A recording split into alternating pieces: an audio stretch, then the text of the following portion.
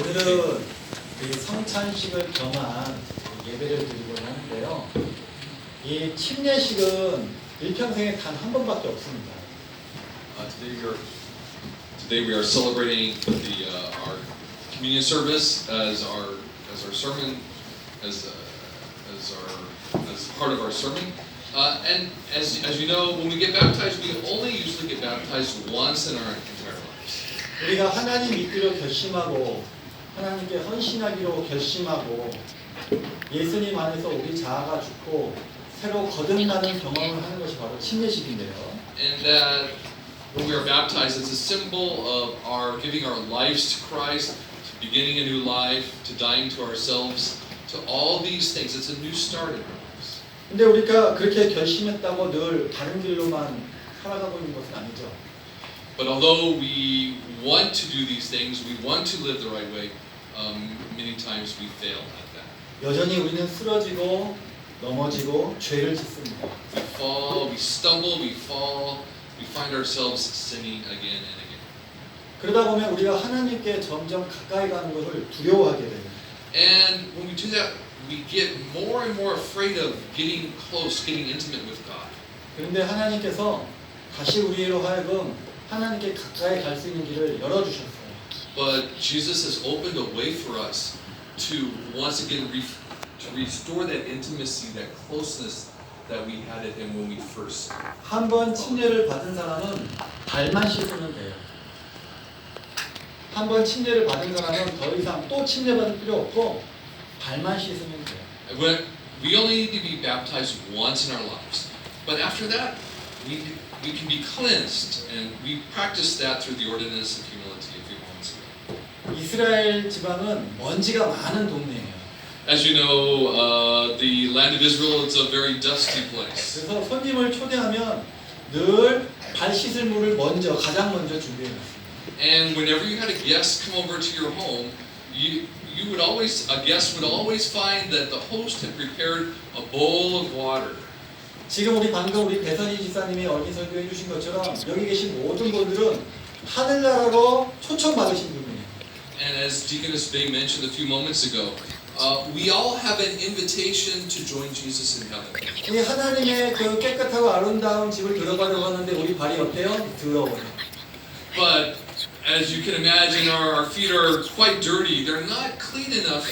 They're not clean enough to enter that beautiful, clean, pure place that God has prepared for us. 우리는 교만하고 거짓돼요. 거짓말을 해요. We are 교만하고 거짓말해요. we are proud. We are liars. 때로는 우리가 죄인이라는 사실도 잊어버릴 때가 있어요. And sometimes we forget that our true condition as sinners. 그럴 때 예수님께서 우리에게 발을 씻으라고 말씀해 주셨어요. And when that happens, Jesus invites us to wash our feet. 서로의 발을 씻겨주면서 우리의 마음이 변화되는 거예요. And as we wash each other's feet, it changes our hearts. 이 세종예식의 의미가 뭐예요? 예수님께서 제자들의 발을 씻겨준 것처럼 다른 사람의 발을 씻겨주면서 서로 겸손한 마음을 갖는 거예요. And as the English name ordinance of humility implies, this act of washing each other's feet is an act of humility to each other. 여러분 생각해 보세요. 교만한 사람을 좋아하게 될까요? 겸손한 사람을 좋아하게 될까요? 우리가 다른 사람을 볼 때 겸손한 사람을 좋아하게 돼요? 교만한 사람을 좋아하게 돼요? Let's make this personal. Would you prefer to spend time with a proud person or a humble person? Which one would you prefer? 교만한 사람에게는 다른 사람의 그 사랑이 들어갈 자리가 없어요. For a proud person, there's no room in their heart to love others. 우리가 겸손한 마음을 가질 때 예수님 안에서 화목할 수 있고 연합할 수 있는 것입니다. But when we have a humble heart that allows us to commune with God, to unite with God. 우리가 교만의 먼지를 다 털어버리고 이제 예수님 앞에 우리가 앉았습니다. And so this morning we have shaken off, we have washed away that pride in our hearts by practicing humility, and we are now seated before. 예수님께서 이제 예수님과 하나가 되기 전에 우리 옆 사람들과 우리 교회 공동체와 먼저 마음을 열고 하나가 되기를 원하시는 거예요. And God wants us. He wants us to open our hearts, to be open to each other and to Him when we come before Him. 이제 예수님께서 우리에게 떡을 먹으라 하셨기 때문에 우리가 이제 떡을 먹을 건데요. And in a few moments, because Jesus commanded us to break and eat the bread, we will be doing that. 이 떡을 먹는 것은 예수님의 뜻이 우리가 말씀을 먹는다고 하는데 떡을 먹음으로써 예수님께서 가지신 우리를 향한 그 뜻이 우리 안에서 이루어지기를 우리가 소망하는 거예요.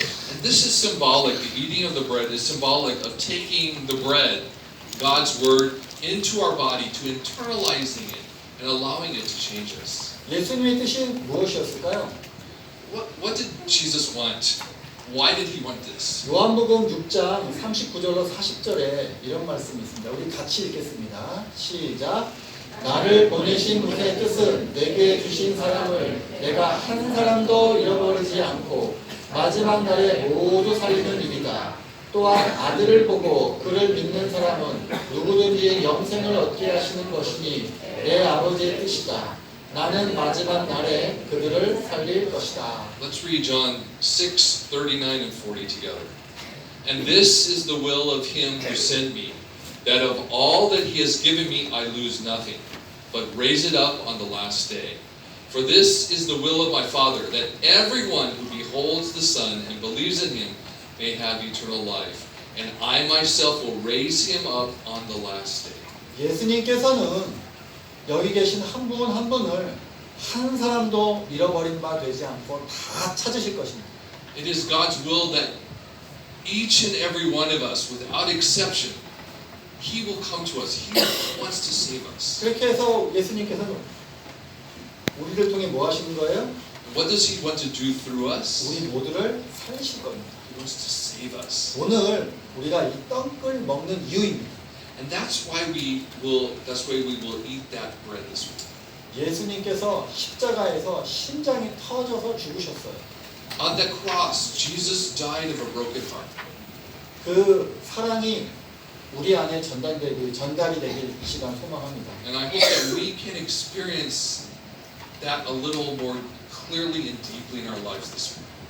여러분, 예수님께서 심장이 부서졌던 것처럼 우리가 이 떡을 먹을 때 그 예수님이 부서지는 그 심장을 여러분 한번 생각해 보시기 바랍니다. And as you take and eat the bread this morning, meditate on that thought that Jesus' heart broke to save you. 예수님께서 십자가에 달려 돌아가시기 전에 제자들에게 이것이 나의 몸이라고 하면서 떡을 주셨어요. So before He died in that upper room, Jesus took that bread and said, "This is my body." 오늘 제가 여러분들에게 나눠드리는 것이 바로 그것입니다. And that's what we will partake together in a few moments. 마태복음 26장 26절에 있는 말씀 우리 함께 읽겠습니다. 시작. 저희가 먹을 때 예수께서 떡을 가지사 축복하시고 떼어 제자들에게 주시며 가라사대 받아 먹으라 이것이 내 몸이라 하시고. Jesus said in Matthew chapter 26 verse 26, let's read it together. And while they were eating, Jesus took bread, and after a blessing he broke it and gave it to his disciples and said, "Take, eat, this is my body." 오늘 제자들에게 명령하셨던 그 말씀 그대로 오늘 저희가 여러분들에게 떡을 나눠드리려고 합니다. And today I'd like to do the same. I want to invite you to take and eat. 이 떡을 먹기 전에 우리 함께 기도하시겠습니다. But before we do that, let's pray. 하늘에 계시는 사랑의 아버지 하나님, Our loving Heavenly Father, 오늘 예수님께서 저희를 향한 그 뜻이 이루어지길 바라며 이 떡을 먹고자 합니다. Lord, this morning we take this bread with the hope, in the hopes that Your will be done in our lives. 누룩이 들어있지 않은 이 떡을 먹음으로 저희가 하나님 안에서 부패하지 아니하고 죄를 짓지 아니하고 경건한 길을 걸어갈 수 있도록 도와주시옵소서. And Lord, just as this bread is unleavened, without yeast, which symbolizes sin, please help our lives to be like that. Please help us, through your power, to not sin and to live that holy life. 예수님께서 저희를 위하여 저희 죄를 사하기 위하여 심장이 부서졌던 그 놀라운 사랑을 저희로 하여금 조금이나마 깨닫게 도와주시옵소서. Lord, please remind us of that, of your amazing love that allowed you to die and to save us. 또한 이 시간 예수님의 그 부활하신 몸을 바라봅니다.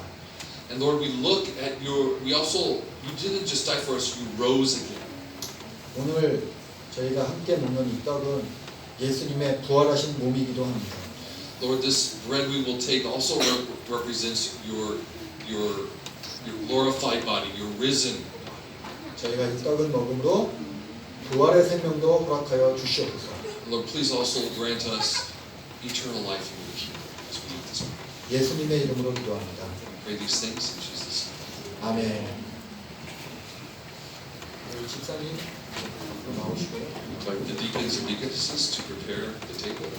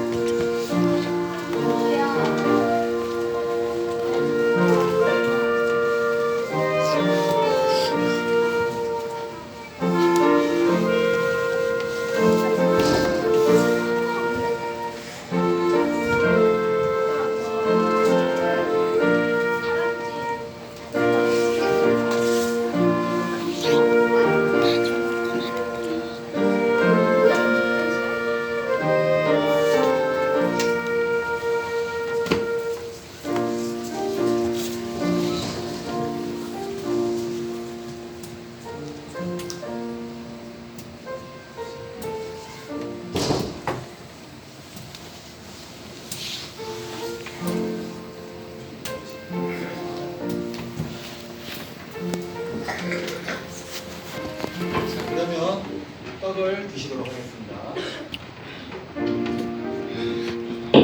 This time, take it.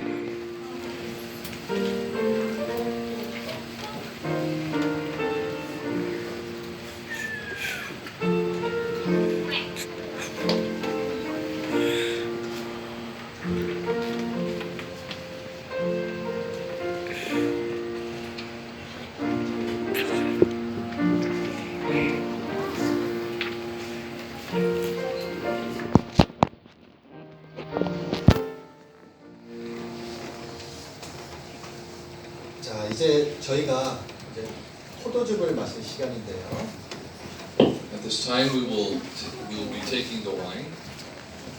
이 성찬식의 포도즙은 우리와 새 언약을 맺기 위해 예수님께서 흘리신 피를 상징합니다. This new wine that we are about to take is symbolic of the new covenant that God has made with us. 이 옛 언약이 뭐고 새 언약이 무엇일까요?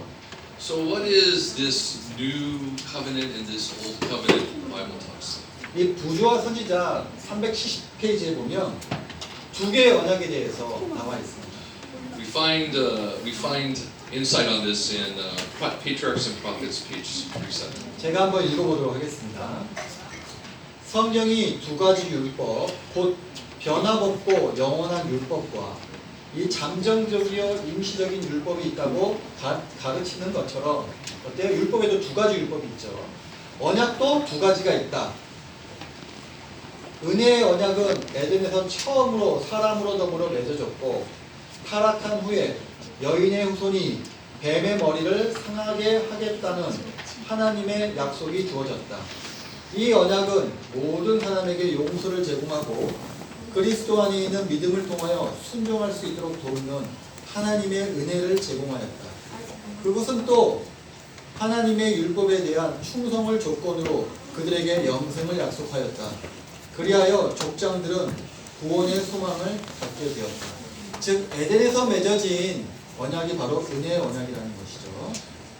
Well, I'll read the quote about the two covenants. As the Bible presents two laws, one changeless and eternal, the other provisional and temporary, so there are two covenants. The covenant of grace was first made with man in Eden, when after the fall there was given a divine promise that the seed of the woman would bruise the serpent's head. To all men, this covenant offered pardon and the assisting grace of God for future obedience through faith in Christ. It also promised them eternal life on the condition of fidelity to God's law. Thus the patriarchs received the hope of salvation. 그런데 이와 같은 언약이 그다음 어떻게 진행되냐면요. 내 씨로 말미암아 천하 만민이 복을 얻으리라는 약속 가운데 아브라함에게 한 번 더 되풀이됩니다. 그리고 이 약속은 바로 그리스도를 가리키는 것이죠.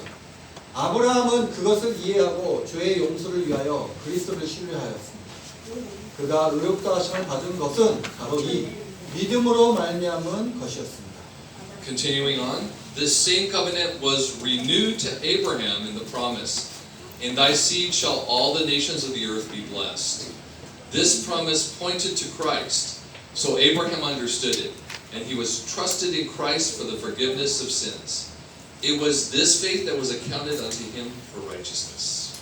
자, 그래서 에덴 동산에서 하나님과 맺어졌던 은혜의 언약이 아브라함과 한 번 더 반복된 것입니다. So we see here that the covenant that was given to Adam and Eve in the Garden of Eden was once again the same covenant of grace was given to Abraham. 따라서 에덴 동산에서 하나님께서 아담과 맺은 언약도 은혜의 언약이고 하나님께서 아브라함과 맺은 언약도 은혜의 언약인 것입니다. And so both the covenants made with Adam and Eve and with Abraham, they were both covenants of grace. 이 두 개의 언약은 같은 언약이에요. They're the same covenant. 그런데 자, 이 언약이 보세요. 비록 이 언약은 아담과 맺어지고 아브라함에게 되풀이되었으나 그리스도의 죽으심까지는 비준될 수 없었다. 그것은 구속에 대한 첫 통보가 주어졌던 때로부터 하나님의 약속으로 말미암아 존재하였고 믿음으로 받아들여졌었다. 그러나 그리스도께서 기준하신 때로부터 그것은 새 언약으로 불리워졌다. Continuing to read in Patriarchs and Prophets, through this covenant, though this covenant was made with Adam and renewed to Abraham, it could not be ratified until the death of Christ. It had existed by the promise of God since the first intimation of redemption that had been given. It had been accepted by faith, yet when ratified by Christ, it is called a new covenant. 자, 오늘 이 글에 의하면 하나님께서 아담과 맺은 언약이 무슨 언약이에요? 옛 언약이에요? 새 언약이에요? So a question for you, is that covenant that God made with Adam and Eve, was that the old covenant or the new covenant? 아담과 맺은 언약보다 먼저 맺은 언약은 없는데 하나님께서 아담과 맺은 언약은 바로 새 언약이 되는 것입니다. This is an important point. Although there was no old covenant at the time, God made a new covenant with Adam and Eve. 하나님께서 아브라함과 맺은 언약도 무슨 언약이 되는 거예요? 새 언약이 되는 것입니다. And the covenant that was made with Abraham was also that same covenant, the new covenant. 언약이 맺어진 시점을 기준으로 부르는 것이 아니고 언약이 효력을 발생하는 시점으로 새 언약과 옛 언약이 구별되는 것입니다. The distinction between the old covenant and the new covenant was not made by the order in which they were given. It was made by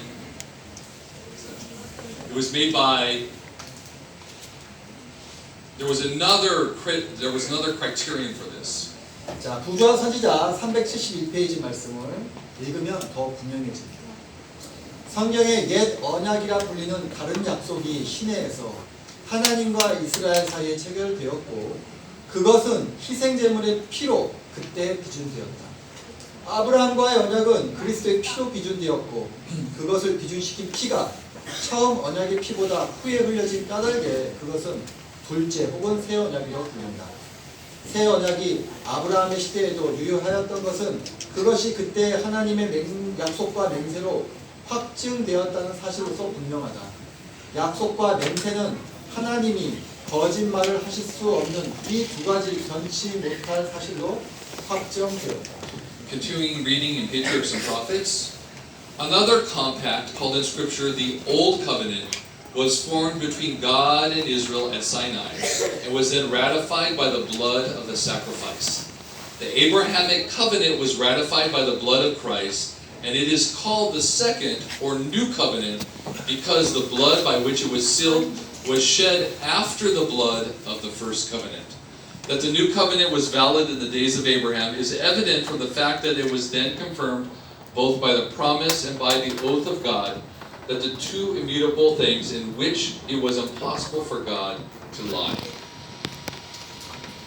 이 옛 언약이 그래서 모세 때에 맺어진 것을 옛 언약이라고 합니다. So this covenant that was made with Moses, this is the old covenant the Bible talks about. 함께 읽겠습니다. 시작.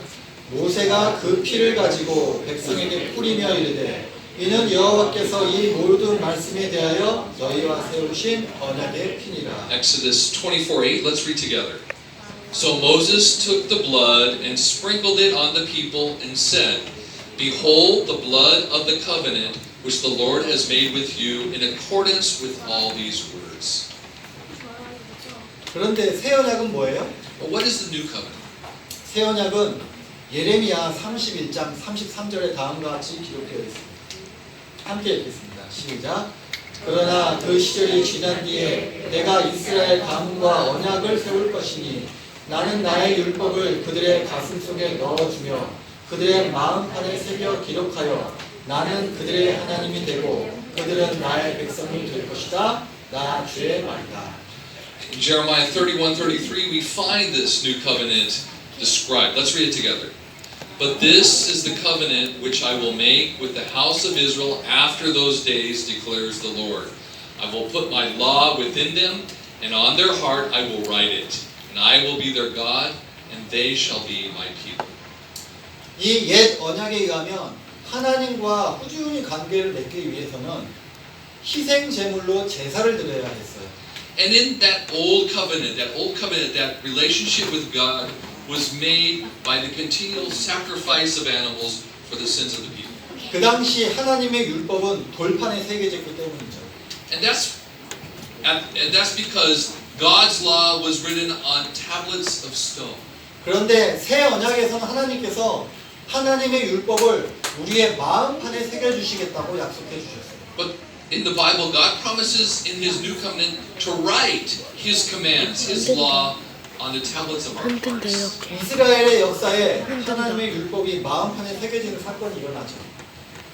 이스라엘 역사에 하나님의 율법이 이제 마음판에 새겨지는 사건이 일어납니다. There was a time in the Bible, in that Old Testament, where God indeed wrote His covenant, wrote His law on the hearts of His people. 느헤미야 8장 1절로 4절에 보면 백성들이 광장에 모이고 학사 에스라에게 말씀을 듣는데 이 학사 에스라는 이 강대상에 서게 됩니다. In Nehemiah chapter 8 verse 4 we have a scene here where Ezra the scribe is at the square and all the people are gathered together before them. 자, 이게 어떤 변화가 있는 것일까요?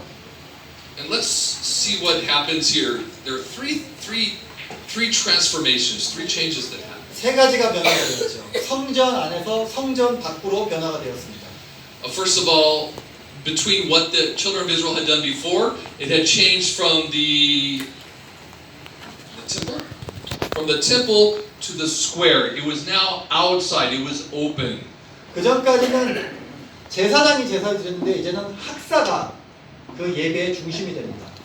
Before it was the high priest who led the services in the temple. But now it was a scribe who was leading the services, leading the people in worship. 그 전에는 제단에서 다 모였는데 이제는 강단에 모이게 되는 것입니다. Before they met before the altar, and now they are meeting in the platform. There's a platform that they're standing before. 느헤미야 8장 5절부터 8절 말씀 우리 함께 읽어보겠습니다. 시작. 학사 에스라가 모든 백성 위에 서서 저희 목전에 책을 펴니 책을 펼 때에 모든 백성이 일어서니라. 에스라가 광대하신 하나님 여호와를 송축하며 모든 백성이 손을 들고 아멘 아멘 응답하고 몸을 눕혀 얼굴을 땅에 대고 여호와께 경배하였느니라. Let's read about that service in Nehemiah chapter 8 verses 5 and 6. Let's read together. And Ezra opened the book in the sight of all the people, for he was standing above all the people. And when he opened it, all the people stood up. And then Ezra blessed the Lord, the great God. And all the people answered, Amen, Amen, while lifting up their hands. Then they bowed low and worshipped the Lord with their faces to the ground. 예배를 드릴 때 아멘을 열심히 외치는 게 중요하죠. It's always a good thing to say Amen in worship. 자, 느헤미야 이어서 8장 8절로 9절 말씀 함께 읽겠습니다. 시작. 하나님의 율법책을 낭독하고 그 뜻을 해석하여 백성으로 그 낭독하는 것을 다 깨닫게 하며 백성이 율법의 말씀을 듣고 다 우는지라. Let's continue reading in Nehemiah. And they read from the book, from the law of God, translating to give the sense to that they understood the reading. Then Nehemiah, who was the governor, and Ezra the priest and scribe, and the Levites who taught the people, said to the people, This day is holy to the Lord your God. Do not mourn or weep. For all the people were weeping when they heard the words of the law. 여러분 예배가 무엇입니까? What is worship? 어떻게 예배드리고 있어요? How do we see them worshiping here? 하나님의 말씀을 읽는 거예요. We see that they're reading the word of the Lord. 그 가운데 깨닫기 어려운 것을 알려주는 거예요. They're sharing what they have learned. 그래야 우리가 실천할 수 있습니다. And that's the way that we achieve something. We grow spiritually. 그래야 우리가 바른 길을 갈 수 있어요.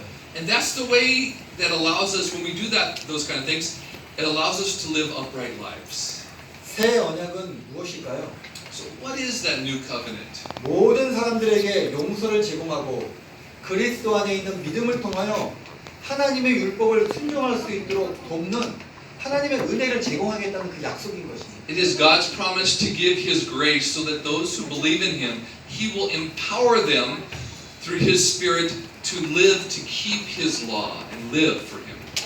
하나님을 믿으면 우리의 율법을 지킬 수가 있는 것입니다. My friends, if we truly believe in God, we can keep the law that He has given to us. 우리 힘으로 율법을 지키려고 할 때 쓰러지고 넘어지는 거예요. When we try to do it, when we try to keep His law by ourselves, we're going to fail, we're going to fall.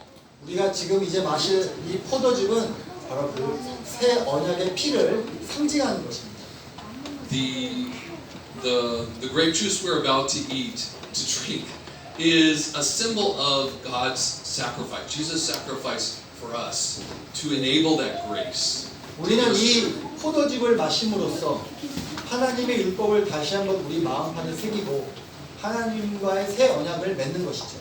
And as we drink this grape juice, we are once again renewing God's law. It is engraving God's law on our hearts, and also symbolizes that God is giving us the power to keep what He has asked us to.